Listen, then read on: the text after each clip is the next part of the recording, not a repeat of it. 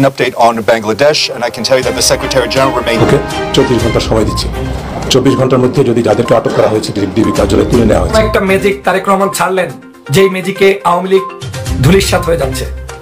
বাংলাদেশের এই মুহূর্তে তারেক রহমান একটি আতঙ্কের নাম আওয়ামী লীগের কাছে। শ্রোতা, তাহলে এবার কি হতে যাচ্ছে? দর্শক, আপনারা জানেন যে কোটা সংস্কার আন্দোলন হয়েছে বাংলাদেশে এবং অনেক হতাহত এবং নিহত এবং গুলি করে হত্যাও করা হয়েছে। দর্শক শ্রোতা, অবশেষে এ নিয়ে কঠিন পদক্ষেপ নিচ্ছে জাতিসংঘ এবং জাতিসংঘ তাহলে কি করবে? তাহলে দর্শক, সে বিষয়ে আমরা বিস্তারিত জানবো। আজকে ভিডিও কিন্তু অনেক ইম্পর্টেন্ট একটি ভিডিও, যার কারণে সম্পূর্ণ ভিডিওটা না টেনে দেখতে চেষ্টা করবেন। তো কথা না বেরিয়ে চলুন আমরা ভিডিও মূল আলোচনা চলে যাই। ভিডিও মূল আলোচনা চলে যাওয়ার আগে আপনার কাছে আমি ছোট করে এক অনুরোধ, আপনি প্রত্যেক মুহূর্তের আপডেট পেয়েছেন তো অবশ্যই চ্যানেলটি সাবস্ক্রাইব করে দেবেন এবং পাশে বেল আইকনটি ক্লিক করে দিবেন, তাহলে প্রত্যেক মুহূর্তের আপডেটটি সবার আগে পৌঁছাবে আপনার কাছে। তো সব কথা না বেরিয়ে চলুন আমরা আসলে ঘটনাগুলো বিস্তারিত দেখে আসি। এমন একটা ম্যাজিক তারেক রহমান ছাড়লেন, যেই ম্যাজিকে আওয়ামী লীগ ধূলিসাৎ হয়ে যাচ্ছে। বাংলাদেশের এই মুহূর্তে তারেক রহমান একটি আতঙ্কের নাম আওয়ামী লীগের কাছে, ষড়যন্ত্রবাদীদের কাছে, চোরদের কাছে, বাংলাদেশের অগণতন্ত্র চর্চাকারীদের কাছে। আমি বলছি, কি এমন জাদু তারেক রহমান ছেড়েছেন এই মুহূর্তে, যার কারণে আওয়ামী লীগকে দুশ্চিন্তায় পড়তে হচ্ছে এবং কেন আওয়ামী লীগ এতটা বিচলিত হচ্ছে? তারেক রহমানের যেই নেতৃত্ব, সেই নেতৃত্বে আওয়ামী লীগ এখন হতভম্ব হয়ে গিয়েছে। আপনারা জানেন, গতকালকে বাংলাদেশ জাতীয়তাবাদী দলের প্যাডে মির্জা ফখরুল ইসলাম আলমগীর সাহেবের স্বাক্ষরিত যে আহ্বান পৌঁছে দেওয়া হয়েছে, ঐক্যের আহ্বান, সেই ঐক্যের আহ্বানটা আওয়ামী লীগ কোনোভাবে ভালোভাবে মেনে নিতে পারেনি। আওয়ামী লীগ বিগত প্রায় এক যুগের অধিক সময় পর্যন্ত চেয়েছে বাংলাদেশের সকল ইসলামপন্থী রাজনৈতিক দল অথবা ভিন্ন আদর্শের রাজনৈতিক দল কারো সাথে বিএনপির কোনো ঐক্য না হোক, বিএনপি কারো সাথে ঐক্যবদ্ধভাবে এক প্ল্যাটফর্মে থেকে শেখ হাসিনার বিরুদ্ধে কোনো আন্দোলন না করুক। সে কারণে বিভিন্ন ধরনের ন্যারেটিভ তৈরি করেছে।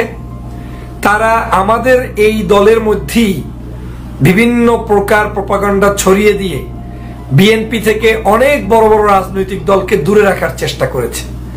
কখনো বুঝানো হয়েছে যে এই দলের সাথে এই দলগুলো থাকলে আমরা বিশ্বের কাছে এভাবে পরিচিতি লাভ করব, আপনার এই দলের সাথে ইসলাম থাকলে, ধর্ম থাকলে, দাড়ি থাকলে, টুপি থাকলে বিশ্বের মানুষের কাছে আমরা হালকা হয়ে যাব।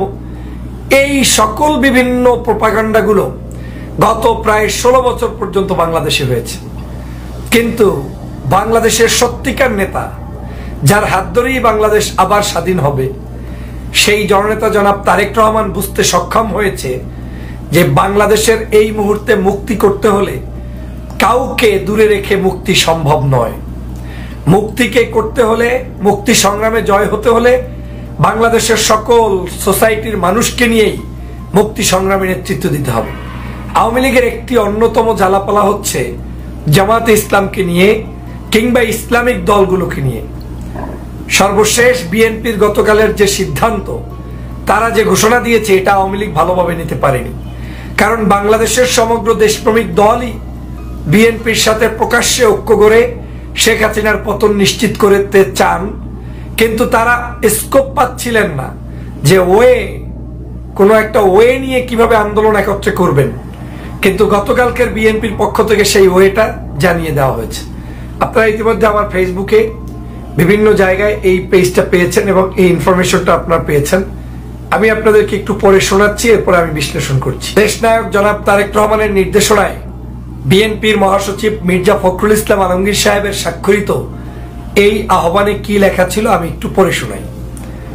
ন্যূনতম এক দফা অবৈধ ফ্যাসিস্ট খুনি হাসিনা সরকারের পতনের দাবিতে সকল গণতান্ত্রিক রাজনৈতিক দল, সামাজিক সাংস্কৃতিক সংগঠন ও শক্তিকে ঐক্যবদ্ধ হওয়ার জন্য জাতীয় ঐক্যের আহ্বান বিএনপির।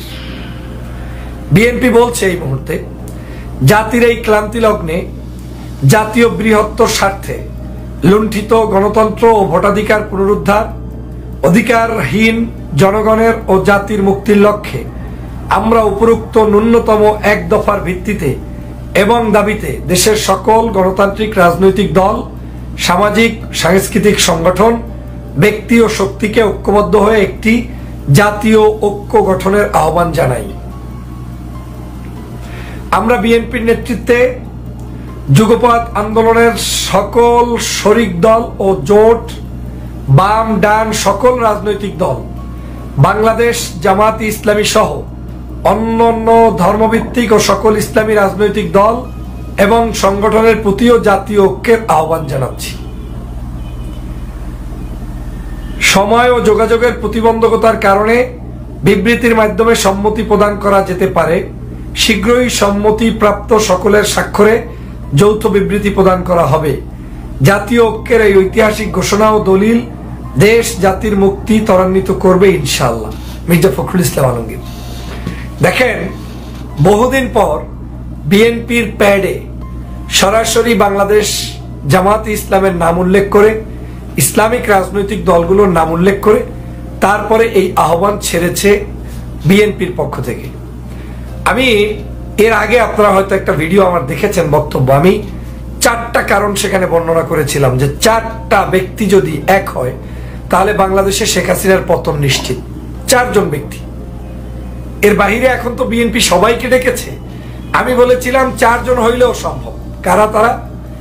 বিএনপি, বাংলাদেশ জামাতে ইসলাম, ইসলামী আন্দোলন বাংলাদেশ এবং হেফাজতপন্থী মামুনুল সাহেবদের একটি গ্রুপকে নিয়ে যে কোনো ধরনের একটা মোর্চা হতে পারে। কারণ বাংলাদেশের মানুষ এই মানুষদের সাথে সম্পর্কিত, তাদেরকে দূরে রেখে কোনো আন্দোলন সফল করা যাবে না। এবং তাদেরকে যারা দূরে রাখতে বলবে তারা মূলত আমার কোনো সুহৃদ বা কাছের বন্ধু নয়, তারা মূলত আমার কোনো কল্যাণ চাচ্ছে না। সে কারণে আমাকেই সিদ্ধান্ত নিতে হবে যে আমি আসলে কার সাথে কিভাবে আমি আন্দোলনে সম্পৃক্ত থাকবো এবং কাকে নিয়ে দেশ জয় করব। বিএনপির এই সিদ্ধান্তকে আমি সাধুবাদ জানাই।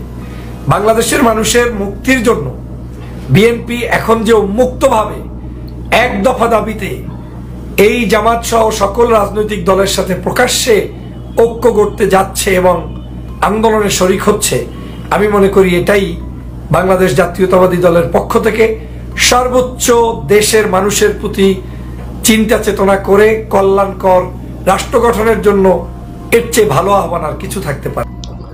তো দর্শক, আপনার ভিডিও দেখলাম। ভিডিও দেখে যদি আপনার কোনো মন্তব্য থাকে তাহলে অবশ্যই কমেন্ট বক্সে আপনার মূল্যবান মন্তব্য জানিয়ে দেবেন। দর্শক, এখন আমরা পরবর্তী আরেকটা ভিডিও দেখবো যেটাতে আমরা আরও কিছু তথ্য আমরা জানতে পারবো।